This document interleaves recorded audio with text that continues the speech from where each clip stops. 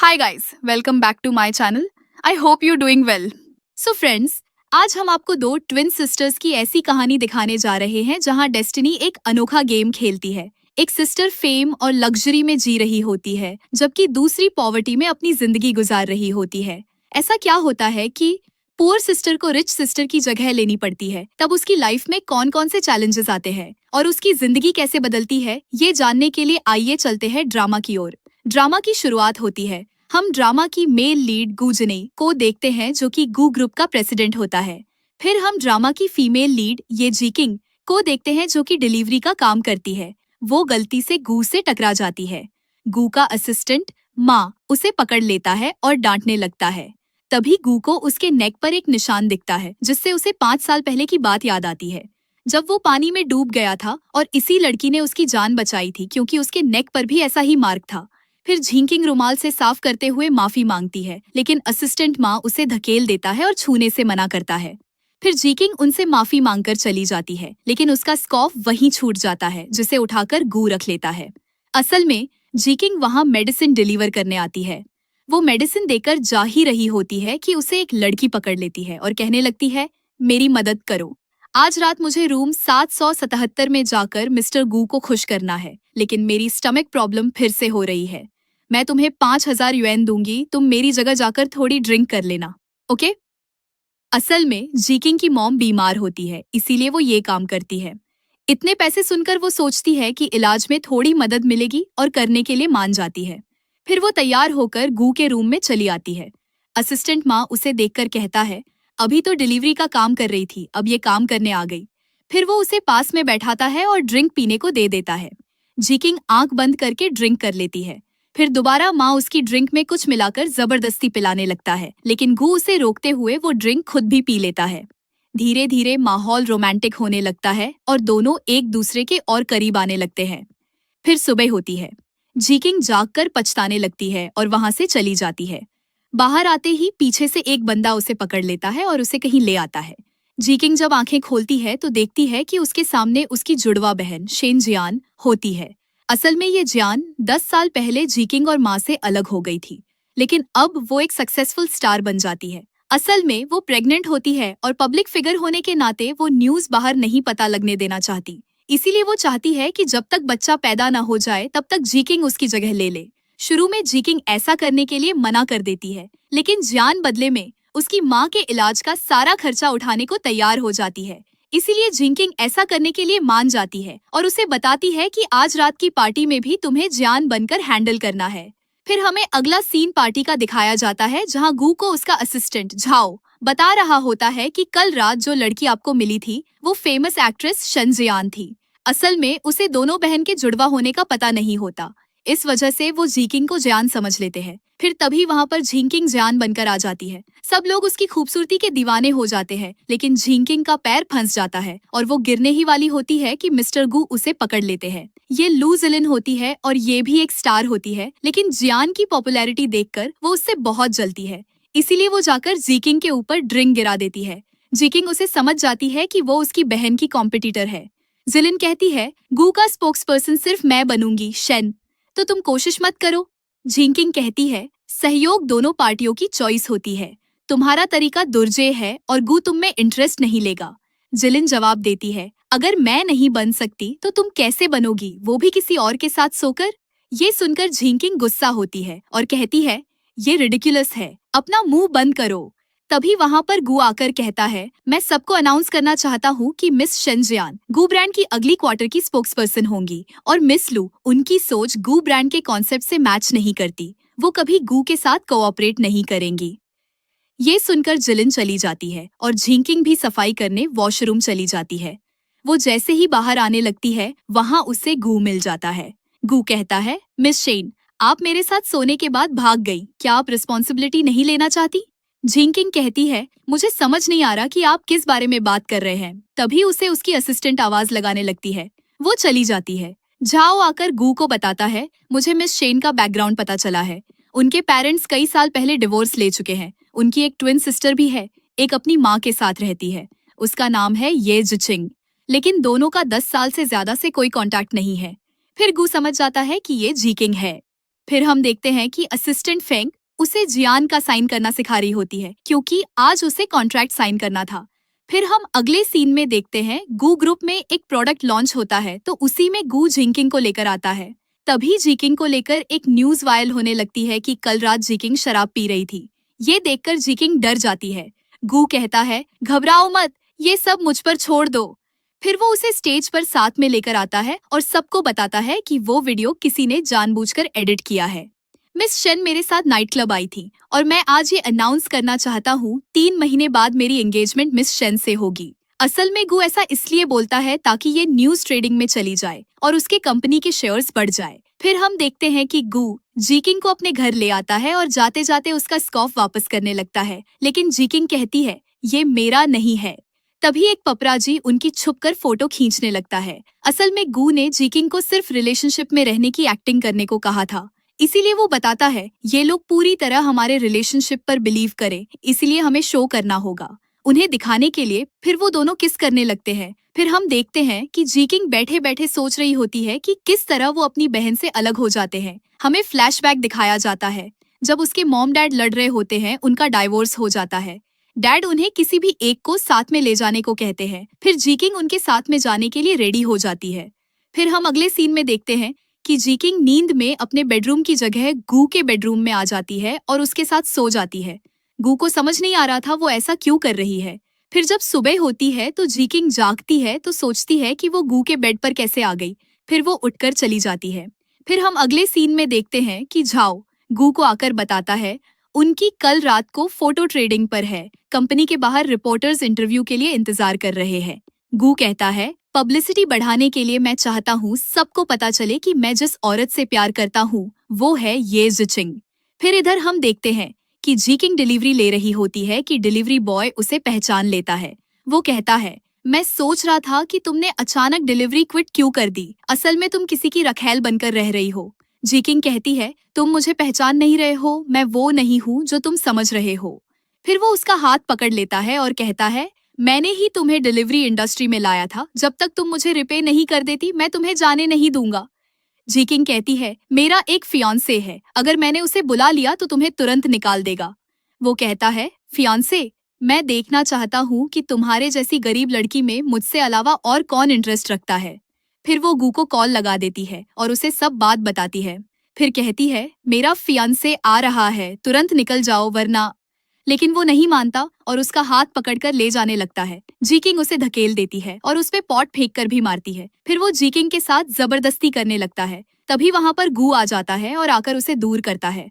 गू कहता है मैं तुम्हें एक और चांस देता हूँ, 3 सेकंड के अंदर निकल जाओ। अगर मेरी गर्ल को फिर से छेड़ा तो मैं तुम्हें युनचंग में रेंगते हुए टेक आउट डिलीवरी करवाऊंगा। लेकिन वो नहीं मानता और एक कांच का टुकड़ा उठाकर गू पर हमला कर देता है। फिर गू उसे पटक कर पीटने लग जाता है। जीकिंग उसे रोकती है, फिर वो भाग जाता है। कुछ देर बाद असिस्टेंट फेंक उसे फोन करके मिलने के लिए बुलाती है। फिर हम देखते हैं कि वो मिलने पहुंच जाती है। फेंक उसे स्क्रिप्ट देते हुए कहती है इसे याद कर लो, अभी उसका शूट है।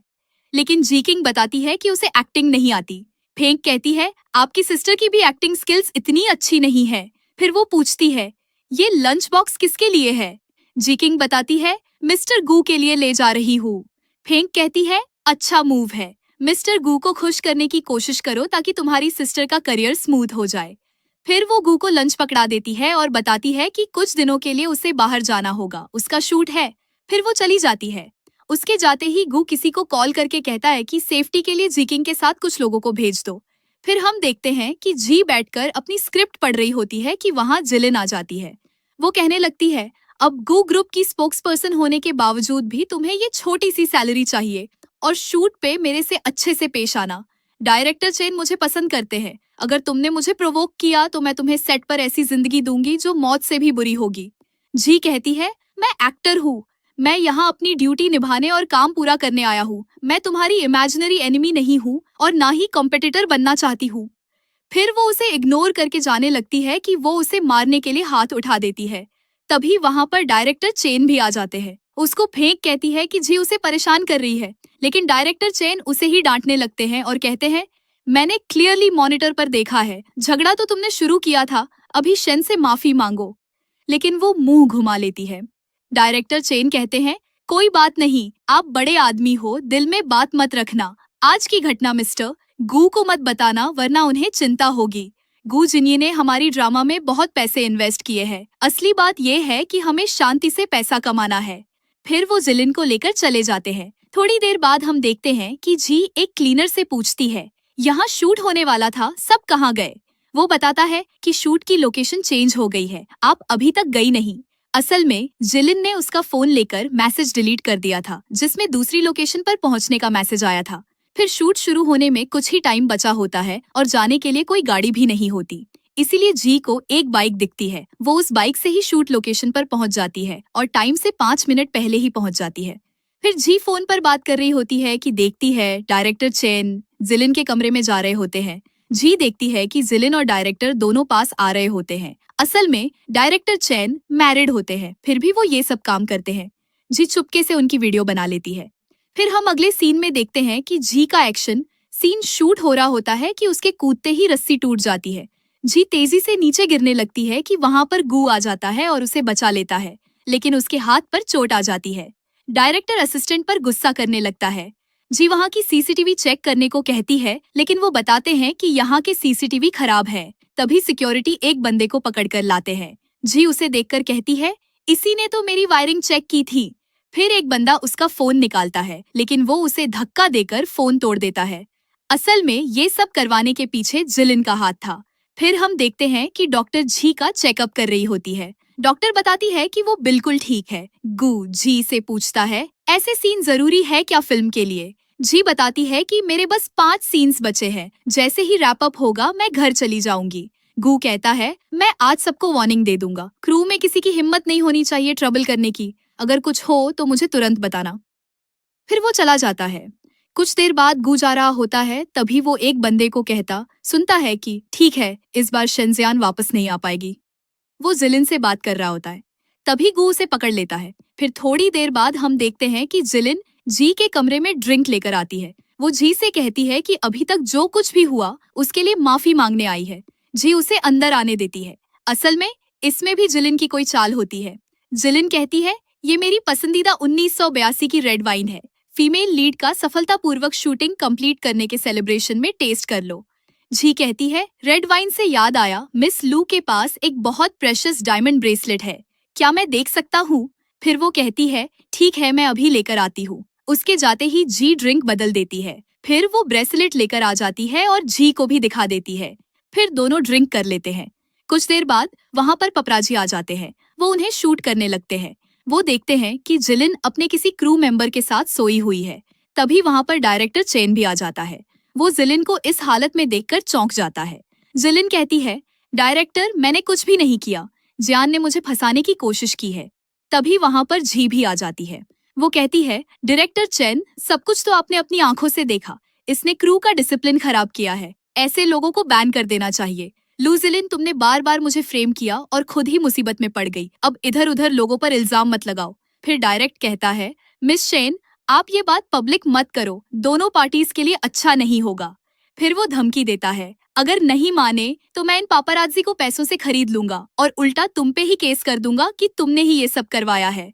फिर वो पापराजी को 3 लाख युआन वाला कार्ड देता है। वो लेते हैं। जिलिन पूछती है, अब क्या तुम्हारे पास कोई गवाह है प्रूव करने के लिए कि तुम ये सब में नहीं थी? तभी वहां गू आ जाता है और कहता है, मैं प्रूव कर सकता हूँ, मेरी फियांसे हमेशा मेरे साथ थी। फिर वो उस लड़के को सच बोलने को कहता है जो जिलिन के साथ में सोया हुआ था। वो बताता है कि ये सब लू जिलिन ने प्लान किया था। उसने ही मुझसे कहा कि मैं शेंजियान के साथ सो। मैं चुपके से रूम में गया और बेड पर मुझे लगा शेंजियान है, फिर बाद में पता चला वो तो लू जिलिन थी। जिलिन कहती है, मुझे तुम बिल्कुल पसंद नहीं हो, तुम्हारे पास एक्टिंग स्किल्स तक नहीं है, फिर भी सारे अच्छे मौके तुम्हें मिलते हैं, रिसोर्सेज के लिए भी तुम मुझसे कम्पीट करती हो। डायरेक्टर कहता है, मिस्टर गू, आपने सब सुन लिया, ये सब उसी का किया हुआ है, क्रू से कोई लेना देना नहीं, प्लीज कॉन्ट्रैक्ट कैंसिल मत कीजिएगा। फिर गू उसे उसकी एक वीडियो दिखाता है जिसमें डायरेक्टर जिलिन के साथ इंटीमेट हो रहा था। डायरेक्टर मानने को तैयार ही नहीं होता कि ये उसकी वीडियो है। वो कहता है, ये सब एआई से बनाई हुई है। गू कहता है, कोई बिलीव करे या न करे फर्क नहीं पड़ता, बस अगर एक आदमी भी बिलीव कर ले तो काफी है। तभी उधर से डायरेक्टर चेन की वाइफ आ रही होती है। वो आते ही उसे थप्पड़ मारती है। डायरेक्टर कहने की कोशिश कर रहा होता है कि ये लोग मुझे फंसा रहे हैं, मेरा लूजिलिन से कोई लेना देना नहीं। लेकिन वो कहती है, अगर ये लोग झूठ बोल रहे हैं तो कैमरे थोड़ी झूठ बोलेंगे। मेरे होटल का कैमरा चेक किया, आधी रात को तुम चुपके से लूजिलिन के रूम में क्यों गए थे? ये मत कहना कि स्क्रिप्ट डिस्कस करने गए थे। वो कहता है, मेरी गलती नहीं है, ये लड़की मुझे सिड्यूस करने की कोशिश कर रही थी। फिर वो उसे भी पीटने लगती है। फिर गू जी को लेकर चला जाता है।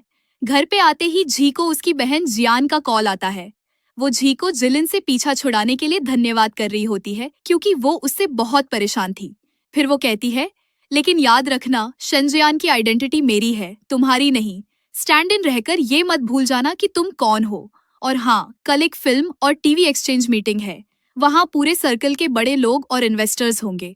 कोई गलती मत करना, एक्टिंग जारी रखना। फिर अगला दिन होता है। हम देखते हैं कि फेंक जी से कह रही होती है कि तुम जाकर प्रोड्यूसर्स के साथ पीछे हॉल में ड्रिंक करो, फिर सामने आ जाना, लेकिन ज्यादा देर मत रुकना, तुरंत निकल जाना। वो जाने लगती है। वो एक लड़के से टकरा जाती है। ये लड़का और कोई नहीं बल्कि जियान का एक्स बॉयफ्रेंड लो होता है। और इसी के कारण जियान ने एक बार सुसाइड करने की भी कोशिश की थी। ये फिल्म इंडस्ट्री का हेड भी होता है। ये भी जी को जियान समझ लेता है और उससे कहता है, लोग मशहूर क्या हुए, स्टैंडर्ड्स कितने हाई हो गए, पुराने दोस्तों को देखकर भी पहचानते तक नहीं। ऐसा क्यों लग रहा है कि तुम बदल गई हो और भी सुंदर हो गई हो? शायद सच है कि फेम इंसान को बदल देती है। तुमने गूजनी को अपने सेडक्टिव एक्टिंग स्किल्स से जीता है या फिर बेड पर? जी कहती है, अपनी जुबान संभालो। लो कहता है, तुम्हारा चेहरा तो शन जैसा ही है, लेकिन नजरें वैसी नहीं हैं। और तुम्हारी कलाई पर वो निशान कहाँ है जो तुमने आत्महत्या के लिए हाथ काटा था? अच्छा, तो तुमने आत्महत्या का नाटक किया ताकि लोक ओपिनियन बदल जाए और मैं तुम्हारे पास वापस आऊं, है ना? फिर वो उसे छेड़ने लगता है कि जी उसके मुंह पर ड्रिंक फेंक देती है और कहती है, अपनी जुबान को संभालो और अगली बार ऐसा किया तो मैं तुम्हें छोड़ूंगी नहीं। फिर चली जाती है। फिर लू भी ठान लेता है कि वो बदला लेकर रहेगा। आगे जाकर जी को गू मिलता है और वो उसके हाथ पर निशान देखकर पूछता है, किसने परेशान किया? लेकिन वो नहीं बताती। गू कहता है, शादी के बाद हम दुनिया के सबसे क्लोज लोग होंगे। अगर तुम्हें किसी ने हर्ट किया है तो मुझे बताओ, वरना मैं हमेशा परेशान रहूंगा। जी कहती है, गू प्लीज मुझसे इतना अच्छा होना बंद करो। ये सब फेक है। मैं तुम्हारी फियांसे नहीं हूँ और जिसको तुम लाइक करते हो वो मैं नहीं हो सकती। गू कहता है, मुझे अच्छे से पता है मुझे क्या पसंद है। मीर सामने जो है वही मेरी पसंद है और वो सिर्फ तुम हो, चाहे कोई भी हो, कुछ भी हो। फिर वो उसे हक कर लेता है। फिर हम देखते हैं, गू को झाओ बता रहा होता है कि कल रात मिस शेन के साथ लो जानतिंग को देखा गया। उनके बीच की डिस्टेंस थोड़ी वार्म लग रही थी। गू कहता है, मुझे उससे कोई परवाह नहीं है, मुझे सिर्फ कंपनी के स्टॉक प्राइस और अपनी वाइफ की परवाह है। फिर झाओ बताता है कि कुछ साल पहले इंटरनेट पर रूमर था कि मिस शेनजियान ने जल्दी राइज करने के लिए ज़ाओक्सिंग एंटरटेनमेंट के मिस्टर लुओ से रिलेशनशिप बनाया, लेकिन मिस्टर लुओ प्ले बॉय थे और उन्होंने शेन को छोड़ दिया। रूमर ये भी था कि मिस शेन ने लव के लिए अपने रिस्ट्स काटकर सुसाइड करने की कोशिश की और हॉस्पिटल पहुंची, लेकिन किसी ने फोटो नहीं ली। गू कहता है, तो क्या हुआ, वो जियान का बॉयफ्रेंड था, लेकिन मेरे साथ जो है वो जियान थोड़ी है, वो तो जीचिंग है। झाओ कहता है, हाँ सच, मैं भूल ही गया था कि मैडम मिस शेन नहीं है। फिर हमें दिखाया जाता है कि ये गू की मॉम होती है जो कि वेकेशन पर गई थी, लेकिन जैसे ही इन्होंने न्यूज सुनी कि इनका बेटा किसी और लड़की के साथ रिलेशनशिप में है, वो जल्दी से फ्लाइट करके वापस आ जाती है और ड्राइवर से कहती है कि डायरेक्ट उसे बेटे की कंपनी लेकर चले। इधर जी गू के लिए सूप बनाकर लाती है। गू के सूप पीने के बाद जी उससे पूछती है कि सूप उसे कैसा लगा। गू कहता है, मुझे डर है कि मेरी वाइफ की कुकिंग इतनी अच्छी है कि फ्यूचर में पार्टी में और कुछ अच्छा लगेगा ही नहीं। ये सब बातें साइड में खड़ा झाओ सुन रहा होता है। गू उससे पूछता है, क्या तुम्हें भी सूप पीना है? वो कहता है, नहीं मिस्टर गू, मैंने अभी खाना खाया है। गू कहता है, नहीं पीने तो यहाँ क्या कर रहे हो, जाओ बाहर और किसी को अंदर मत आने देना। फिर वो चला जाता है। सामने झाओ को क्यूट बोलती है, जिसे सुनकर गू कहता है, लगता है तुम उसकी नौकरी छीन कर ही मानोगी। जी कहती है, मेरा वो मतलब नहीं था, जाओ अच्छा इंसान है। तभी वहां पर गू की मॉम पहुंच जाती है। झाओ उसे रोकने की कोशिश करती है, लेकिन वो सीधा अंदर घुस जाती है। गू उन्हें देखकर कहता है, मॉम आप वेकेशन पर नहीं थी, बिना बताए क्यों आ गई, मैं आपको पिक करने आता। मॉम कहती है, मिस्टर गू ने अपनी फियांसे अनाउंस कर दी और उसने माँ को भी नहीं बताया। और अब टेंशन ये है कि वो बिना बताए कैसे आ गई। जी उन्हें बताने लगती है जैसा वो सोच रही है वैसा नहीं है, ये सब बस। तभी मॉम बोलती है, मुझे पता है तुम बिग स्टार शेंजियान हो, एक्टिंग स्किल्स ज्यादा अच्छी नहीं है, नेगेटिव न्यूज बहुत है। मुझे उम्मीद नहीं थी कि मेरा बेटा ऐसी लड़की से अट्रैक्ट होगा। गू कहता है, मॉम मैं भी अडल्ट हूँ, मुझे सही और गलत का अंदाजा है, प्लीज मेरी चॉइस को रिस्पेक्ट कीजिए। क्या केवल इंटरनेट की कुछ गलत न्यूज देखकर जी को जज करना सही है? जी कहती है, सॉरी आंटी, मुझे पता है आपको मुझसे बहुत मिसअंडरस्टैंडिंग्स है। मैं किसी दिन आकर आपसे मिलूंगी, अभी मैं जा रही हूँ। फिर वो जाने लगती है कि गू उसका हाथ पकड़ लेता है, लेकिन हाथ छुड़ाकर जी चली जाती है। उसके बाहर आते ही उसका एक्स बॉयफ्रेंड उसे पीछे से पकड़ लेता है और कहता है, मैं कभी अलाउ नहीं करूंगा कि तुम किसी और मर्द के साथ रहो। फिर वो जैसे तैसे छुड़ाती है। तभी वहां पर गू भी आ जाता है और वो आते ही लू को मुक्का मारकर गिरा देता है। फिर वो जी को भेज देता है और उसे पीटने लगता है। फिर कुछ देर बाद हम देखते हैं कि जी मॉम को टी दे रही होती है कि मॉम उसके हाथ से लेने के लिए मना कर देती है और कहती है, अब अगर तुम्हारा एक्स तुम्हें छोड़ नहीं पा रहा तो तुम्हें जल्दी यहाँ से निकल जाना चाहिए और मेरे बेटे को परेशान करना बंद करना चाहिए। जी कहती है, आंटी आप गलत समझ रही हैं, लो जानतिंग और मेरे बीच ऐसा कुछ भी नहीं है। मॉम कहती है, मुझे पता है तुम भी कोई अच्छी इंसान नहीं हो, एंटरटेनमेंट इंडस्ट्री जैसी जगह में इतनी जल्दी राइज करना, कोई कैसे साफ सुथरा रह सकता है? जी कहती है कि मैं आपको एल्डर और गूंजनी की मदर मानती हूँ, मैं बस चाहती हूँ कि आप मुझे और मेरे प्रोफेशन को रिस्पेक्ट दें। तभी डोरबेल बजता है। झी खोलने जाती है। वो देखती है लू आया होता है। वो झी को पकड़ लेता है। मॉम आकर उसे थप्पड़ मारती है और कहती है, अच्छा तो ये पीठ पीछे भी आता है, अगर मैं यहाँ नहीं होती तो ये मेरे बेटे को ककोल्ड करती। फिर वो बेहोश हो जाती है। फिर हम अगले सीन में देखते हैं कि मॉम हॉस्पिटल में होती है और वो चाहती है कि गू जी से ब्रेकअप कर ले, लेकिन वो नहीं मानता और बाय बोलकर चला जाता है। फिर थोड़ी देर बाद वहां पर जी आती है और मॉम चुपके से नूडल्स खा रही होती है। जी उनके पास जाकर कहती है, मुझे उम्मीद नहीं थी कि जो आंटी अभी थोड़ी देर पहले इतनी डोमिनेटिंग थी वही अब चुपके से टेक आउट खा रही है। फिर वो घर का बना खाना देती है और कहती है, ये खाइए, ये टेस्टी भी है और हेल्थी भी। फिर वो चली जाती है। उसके जाते ही मॉम फूड टेस्ट करती है जो कि उन्हें पसंद आता है। इधर हम देखते हैं कि गू ओवर ड्रिंक कर लेता है। गू झाओ को झी समझा लेता है और उसका हाथ पकड़ लेता है और कहता है, मॉम क्यों अग्री नहीं कर रही कि हम साथ रहे? झाओ कहता है, बॉस मेरी गर्लफ्रेंड घर पर वेट कर रही है। फिर वो चिल्लाकर सबको सच्चाई बताने लगता है कि झाओ उसका मुंह बंद कर देता है। झाओ कहता है, बॉस प्लीज लोग मेरे बारे में गलत समझ रहे हैं, मैं बहुत सीधा सादा हूँ, अगर मेरी गर्लफ्रेंड को पता चला तो मैं शादी नहीं कर पाऊंगा। गू कहता है, असिस्टेंट जाओ, क्या मैंने तुम्हें ज्यादा सैलरी दे दी? तुम्हारी हिम्मत कैसे हुई शादी करने की? फिर अगला दिन होता है। हम देखते हैं कि मॉम हॉस्पिटल से वापस आ जाती है। मेड मॉम को बताती है कि मिस्टर गू कल रात अपने साथ किसी को लेकर आए हैं, वो ऊपर सो रहे हैं। ये सुनकर मॉम गुस्सा होती है और वो गुस्से से गू के कमरे में आती है। वहां देखती है कि गू किसी लड़की के साथ सोया हुआ है। फिर वो उसे जैसे ही पलटती है तो देखती है वो और कोई नहीं बल्कि झाओ होता है जो कि लड़की के कपड़े पहना होता है। मॉम कहती है, मैंने कभी इमेजिन भी नहीं किया था कि मेरा बेटा गे होगा। फिर झाओ उसके गले पड़ जाता है और कहता है, कल रात मिस्टर गू ने मुझे स्वीट हार्ट कहा और आज मुंह फेर रहे हैं। क्या आपने नहीं कहा था कि आप सबसे ज्यादा मुझसे प्यार करते हो? शेंजीमा और शेंजियान तो बस बहाने बीवी हैं। मॉम कहती है, क्या तुम सच में जान से प्यार नहीं करते? मुझे पता है तुम मेरी सेहत की वजह से सच नहीं बोल रहे, सच कहो, मैं संभाल लूंगी। फिर वो झाओ को उसके नजदीक आता देख सोचती है कि भले ही मुझे जान पसंद ना हो, लेकिन फ्यूचर में मुझे उससे पोता तो मिलेगा। सोसाइटी में मैं दिखावा कर लूंगी। अगर इसने इससे शादी कर ली तो इसका फ्यूचर का क्या होगा? फिर वहां झी भी आ जाती है। मॉम झाओ का हाथ पकड़ती है, झी को अंदर कर उसे बाहर निकाल देती है। फिर मॉम झी को लेकर एक बार में आ जाती है।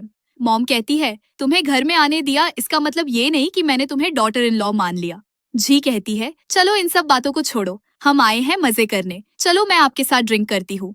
फिर कुछ देर बाद हम देखते हैं मॉम कुछ ज्यादा ही ड्रिंक कर लेती है। फिर वहाँ की एक स्टाफ उन्हें एक कमरे में सुलाने को कहती है। उसी बार में लुओ भी आ होता है जो कि उनका चुपके से पीछा कर रहा होता है। जी मॉम को सुलाकर लाइट बंद कर देती है और बाहर आ जाती है। कुछ देर बाद उस कमरे में लुओ आता है। उसे अंधेरे में पता नहीं चलता और वो आंटी को झी समझ लेता है। लुओ उनका हाथ पकड़कर कहता है, तुम तो बहुत स्ट्रांग हो गई हो, अगर वापस आना चाहो तो मैं पास्ट भूल सकता हूँ, इतने सालों बाद भी तुम्हारे हाथ 50 साल की औरात जैसे रफ हैं, लेकिन इससे मुझे कोई फर्क नहीं पड़ता।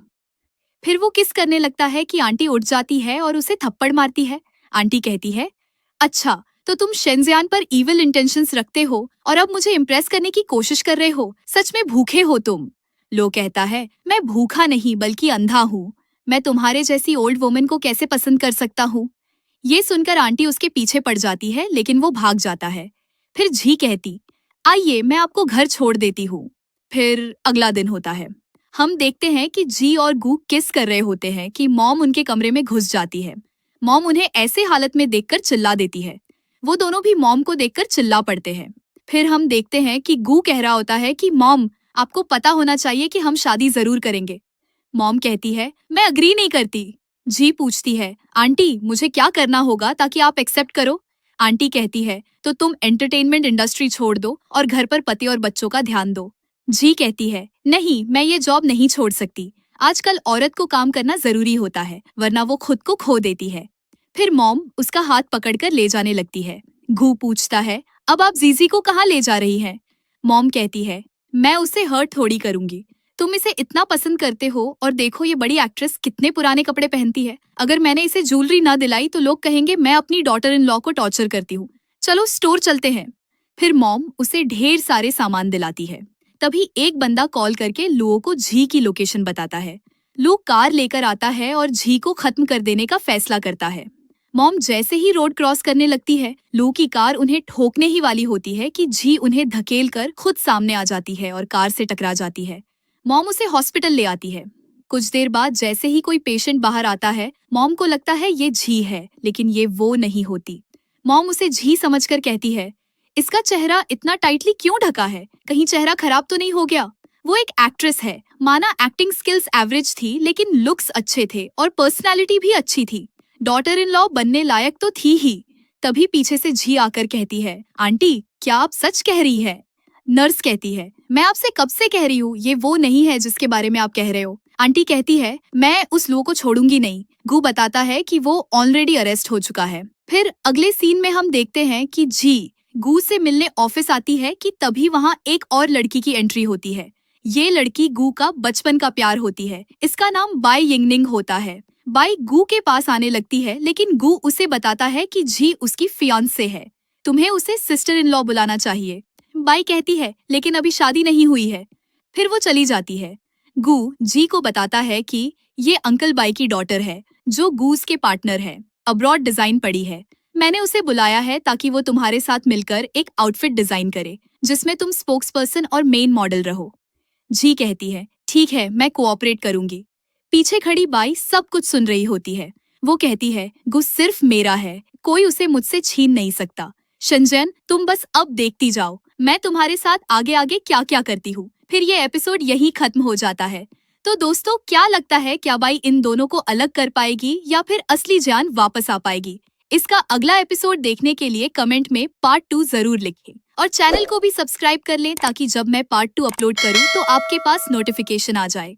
ऐसे और अच्छे अच्छे ड्रामा के लिए चैनल को सब्सक्राइब कर लीजिए और अगर ये एपिसोड आपको पसंद आया तो वीडियो को लाइक करना न भूलें।